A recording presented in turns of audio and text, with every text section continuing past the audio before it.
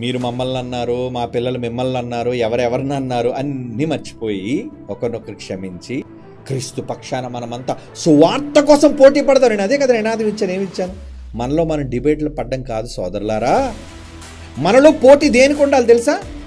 నువ్వెంతమందిని కాపాడావు, ఎంతమందిని రక్షించావు, ఎంతమందిని క్రీస్తులోనికి నడిపించావు, అది పడదాం పోటీ. నువ్వు 10 అయితే నేను 20, నువ్వు 20 అయితే నేను 50, నువ్వు 50 అయితే నేను 100. అది పోటీ. హెల్దీ పోటీ అంటారు దాన్ని, కాంపిటీషన్. అలా క్రీస్తు సామ్రాజ్యాన్ని విస్తరింపచేయటానికి కదండి మనం అడుగులు వేయాలి ముందుకి. మనమంతా క్రీస్తు సామ్రాజ్యాన్ని విస్తరింప చేద్దాము అని కదా పిలుపునిస్తున్నాం.